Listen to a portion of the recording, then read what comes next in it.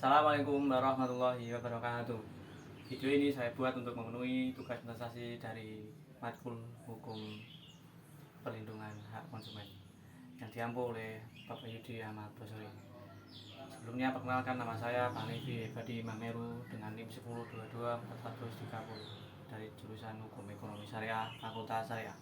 Di sini saya akan menjelaskan tentang apa saja larangan transaksional dan prinsip perlindungan hak konsumen dalam fikih muamalah. Di kehidupan sosial dan ekonomi, aktivitas jual beli ini menjadi aktivitas yang dominan. Fikih ini sebagai Islam sebagai agama yang sempurna tidak hanya mengatur pada aspek ibadah, namun juga pada interaksi sosial, termasuk aspek muamalah atau interaksi sosial, interaksi antar manusia dalam urusan duniawi. Fokus fikih di sini untuk menciptakan keadilan dalam bertransaksi dan melindungi semua pihak, termasuk konsumen. Perlindungan hak konsumen tidak dalam Islam tidak hanya bersifat normatif, namun juga bersifat praktis melalui Al-Quran dan hadis yang melalui prinsip dan larangan yang dituangkan dalam Al-Quran dan hadis. Dalam era modern, perlindungan konsumen ini menjadi sangat penting karena seiring meningkatnya kompleksitas barang dan jasa yang ditawarkan di pasar. Jadi di sini fikih muamalah ini mencoba memberikan larangan dan prinsip untuk mencegah praktik yang merugikan salah satu pihak, termasuk konsumen. Lalu apa saja larangan transaksional dalam fikih muamalah dan bagaimana prinsip perlindungan konsumen dalam fikih muamalah? Saya akan menguraikan dan menjelaskan dua hal tersebut. Masuk ke poin pertama, yaitu larangan transaksional dalam fikih muamalah. Fikih muamalah memberikan beberapa larangan transaksional dalam jual beli.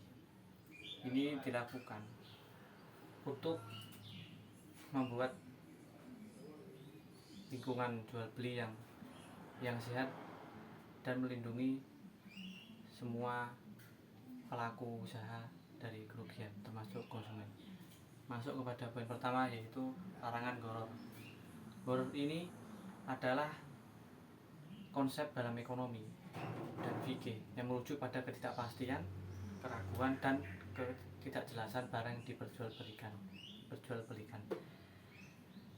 Jenis-jenis gharar ini ada 3.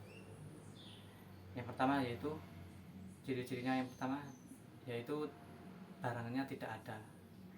Contohnya menjual hasil panen yang masih di tanah, atau menjual anakan sapi yang masih di perut ibunya. Yang kedua itu barangnya tidak jelas, seperti menjual ikan di lautan ataupun menjual burung yang masih berterbangan di udara yang belum tertangkap. Yang ketiga yaitu masih harganya tidak jelas. Misalnya misal kita membeli mobil tidak diberitahu spesifikasinya secara jelas, ataupun harganya akan berubah ketika kita membayarnya besok. Mengapa ini dilarang? Gharar ini karena berpotensi membuat terjadinya penipuan, tidak adil, dan merugikan banyak orang. Masuk ke poin kedua, yaitu larangan riba. Riba adalah nilai tambahan yang dipersyaratkan dalam transaksi pinjam meminjam. Dalam bisnis ini riba ini sering muncul dalam bentuk bunga yang dibebankan pada konsumen yang biasa kita kenal dengan sistem kredit. Riba ini ada 2 jenis. Yang pertama yaitu riba fadl. Riba fadl adalah transaksi barang yang sejenis. Misalnya kita menukarkan uang 100.000 dengan 5.000 20 lembar. Namun yang kita terima tidak 20 lembar, namun 18 lembar, mungkin karena sisanya 2 lembar tadi untuk biaya tambahan menukarkan uang tadi. Yang jenis yang kedua yaitu riba nasiah. Riba nasiah itu adalah riba pada utang piutang atau bunga. Misal kita meminjam uang pada koperasi 1 juta, dan pada tenggat 1 bulan ketika kita melebihi waktu jatuh temponya, kita akan dikenakan bunga 10%. Jadi kita mengembalikannya 11 juta. Mengapa ini dilarang? Riba ini termasuk dosa besar dan termasuk bentuk eksploitasi dalam ekonomi. Dalam Al-Quran surat Al-Baqarah ayat 275, Allah juga berfirman, sesungguhnya aku menghalalkan jual beli dan mengharamkan riba. Masuk kepada poin ketiga, larangan transaksional, yaitu larangan menimbun dan monopoli. Menimbun atau ihtikar ini artinya ialah menimbun bahan pokok atau komoditas yang tujuannya dinaikkan harganya pada saat krisis atau terjadi kelangkaan. Jadi ini sangat dilarang karena menyengsarakan rakyat, merugikan masyarakat luas. Contoh ihtikar adalah ketika kita membeli bahan pokok seperti gula, minyak, dan beras. Kita akan menjualnya ketika pasar itu stoknya sudah mulai habis dan terjadi kelangkaan dan menaikkan harganya secara tidak wajar. Itu ihtikar. Nah, sementara monopoli adalah ketika hanya ada satu penjual tunggal yang menjual barang atau jasa dalam suatu industri. Misalnya contoh dari monopoli adalah PT KAI, Kereta Api Indonesia. Itu satu-satunya yang bergerak di bidang kereta api. PT Pertamina yang bergerak di bahan bakar. PT dan PT PLN. PLN ini sebagai satu-satunya yang bergerak dalam bidang listrik di Indonesia. Masuk ke poin keempat, yaitu larangan tadlis atau penipuan. Dalam Islam ini dilarang menyembunyikan cacat barang ataupun memberikan informasi yang menyesatkan, karena ini bisa merugikan konsumen. Tadlis ini ada 4 jenis, yaitu tadlis dalam kuantitas atau jumlah, kualitas, harga, ataupun saat pengiriman barang. Tadlis ini dilarang karena merugikan konsumen, membuat konsumen mengalami kehilangan uang yang banyak. Contoh dari kuantitas tadi, penipuan kuantitas tadi, dia menyembunyikan jumlah yang sebenarnya yang harusnya diberikan kepada konsumen. Kalau tadlis kualitas tadi menyembunyikan kualitas atau mengoplos beras dengan kualitas buruk dengan kualitas yang tinggi. Dalam harga, jadi tadlis penipuan harga ini mereka memanipulasi harga dengan tidak masuk akal. Atau yang keempat tadi pada pengiriman barang. Jadi seharusnya dikirim pada tanggal 1, mereka menipunya dengan tanggal 12 atau tanggal 15. Contoh dari penipuan ini antara lain mengoplos beras dengan kualitas buruk dan kualitas tinggi, ataupun menjual barang yang sudah rusak atau bekas yang seolah-olah dikatakan masih baru. Masuk ke poin kelima, yaitu larangan bayi najasi atau praktik merugikan orang lain dengan tawaran palsu melalui tawaran palsu yang bertujuan untuk mendapat keuntungan lebih dari orang-orang yang benar-benar menginginkan barang tersebut. Bayi najasi ini dilarang karena di situ ada unsur kerjasama dalam keburukan dan di sini tidak dianjurkan dalam Islam. Contoh dari bayi najasi adalah misal A ini adalah penjual, B pembeli, dan C adalah teman dari si penjual atau A. Si penjual ini menjual beras dengan harga 20.000, lalu si C ini menawar dengan harga yang lebih tinggi 40.000. Nah, karena si C ini sangat berbutuh yang si B si B ini sangat membutuhkan beras, maka si B ini menawar dengan harga yang lebih tinggi lagi, 50.000. Nah, pada akhirnya penjual melepaskan pada si B, pada pembeli. Nah, maka dia mendapatkan keuntungan yang berlipat-lipat. Masuk ke poin kedua, yaitu prinsip-prinsip perlindungan hak konsumen dalam fikih muamalah. Islam juga memberikan prinsip-prinsip yang menekankan pada kejujuran, transparansi, dan tanggung jawab. Ini untuk menjamin hak konsumen dari oknum yang tidak bertanggung jawab dan merugikan secara skala besar. Larangan atau prinsip-prinsip pertama adalah prinsip keadilan. Jadi dalam jual beli antara pembeli dan penjual ini harus berdasarkan adil.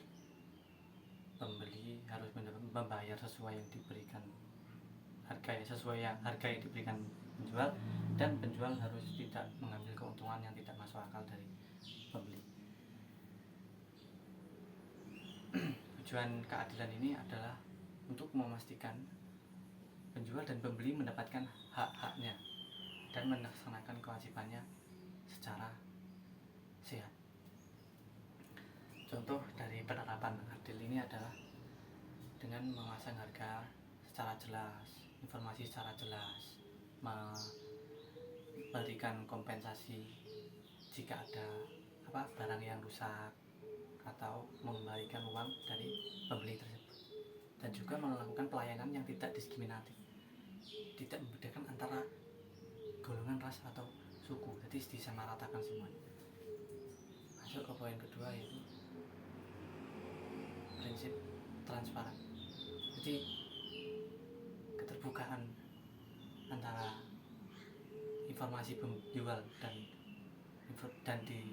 juga pembeli ini sangat penting, keterbukaan informasi, karena dengan keterbukaan informasi ini membuat pembeli ini sangat minim untuk mengalami suatu kerugian. Ini sebagaimana yang dijelaskan dalam Al-Quran surat An-Nisa ayat 29 yang berbunyi, yaitu sebenarnya seharusnya jual beli itu harus dengan dasar saling ridho. Ini bertujuan untuk menciptakan sistem pelindungan yang adil untuk konsumen dan melindungi konsumen dari penyesatan informasi penjual. Contoh penerapan dari transparansi ini adalah dengan memberikan informasi yang seharusnya diberikan kepada konsumen, tidak hanya untuk memanipulasi harga yang ada. Masuk ke poin ketiga, yaitu prinsip tanggung jawab. Jadi semua pihak dalam jual beli ini harus bertanggung jawab atas apa yang dijual belikan. Tujuannya agar tidak ada yang dirugikan pada transaksi jual beli. Contohnya yaitu bertanggung jawab pada barang yang cacat, melakukan pengembalian uang apabila terjadi kesalahan atau kecacatan pada barang yang dijual. Masuk kepada poin yang keempat, yaitu prinsip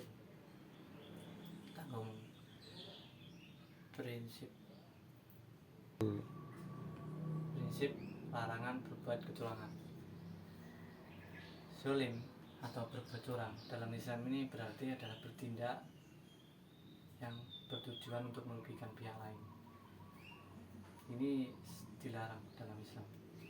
Islam ini melarang segala bentuk jual beli yang di dalamnya mengandung unsur kecurangan atau penipuan. Ini bertujuan, larangan berbuat kecurangan ini bertujuan untuk melindungi hak konsumen dan menciptakan keseimbangan dalam jual beli agar terciptanya jual beli yang sehat dan tidak saling merugikan satu sama lain. Contohnya larangan berbuat kecurangan ini adalah larangan memanipulasi harga, larangan menginformasikan yang menyesatkan, dan larangan menjual barang yang cacat. Masuk ke poin kelima, yaitu adalah prinsip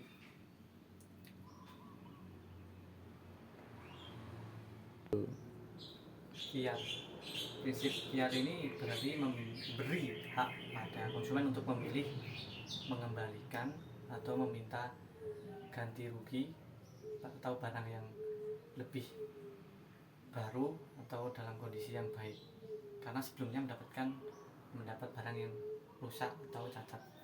Makanya khiyar ini ada untuk menstabilkan antara penjual dan pembeli agar selalu menerapkan prinsip adil dalam bertransaksi. Ada beberapa jenis dan contoh khiyar. Yang pertama itu khiyar aib. Khiyar aib ini konsumen boleh mengembalikan barang yang cacat, dan contohnya ketika kita membeli ponsel, penjual tidak memberitahu bahwa ini ada kecacatan. Nah, dalam khiyar aib ini kita boleh mengembalikan barang yang cacat itu dan meminta kembali uang kita. Kedua ada khiyar syarat. Khiyar syarat ini tentunya khiyar syarat adalah hak pilih dalam jangka waktu tertentu. Misal kita membeli laptop, kita berbicara pada penjual, saya bawa ini selama 3 hari, cocok atau tidak. Setelah 3 hari itu kita baru bisa memutuskan untuk membeli atau tidak. Yang keempat adalah khiyar majlis. Nah, khiyar majlis ini adalah khiyar hak memilih konsumen untuk membatalkan transaksi selagi masih di tempat dan masih bersama dengan penjual, masih belum terpisah tempatnya.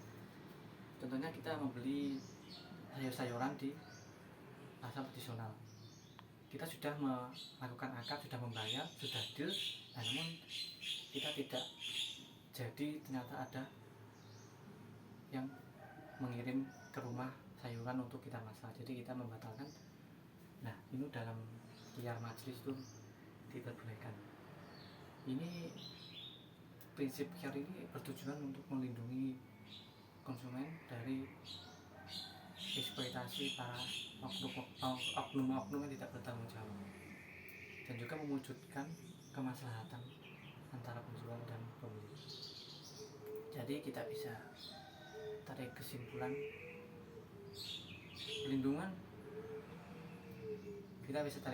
bahwa fikih muamalah ini telah memberikan prinsip dan larangan untuk mewujudkan keadilan. Prinsip ini, fikih ini menekankan pada kejujuran, keadilan, dan tanggung jawab. Prinsip-prinsip seperti keadilan, tanggung jawab, transparansi, khiyar, dan lain sebagainya itu adalah sebagai dasar dari perlindungan hak konsumen. Sementara larangan seperti larangan riba, larangan gharar, larangan bayar jasi, larangan jual, larangan penipuan, menimbun, nah itu sebagai komitmen nyata Islam dalam mewujudkan keadilan dalam bertransaksi. Maka dari itu teman-teman, penting bagi kita di era globalisasi dan modern ini untuk selalu memperluas wawasan kita tentang fikih muamalah, agar pada akhirnya ini menjadi landasan moral dan hukum dalam transaksi jual beli modern, dan tentunya harus kita aplikasikan secara kontekstual dan nyata real di kehidupan sehari-hari. Mungkin cukup sekian dari saya. Wassalamualaikum warahmatullahi wabarakatuh.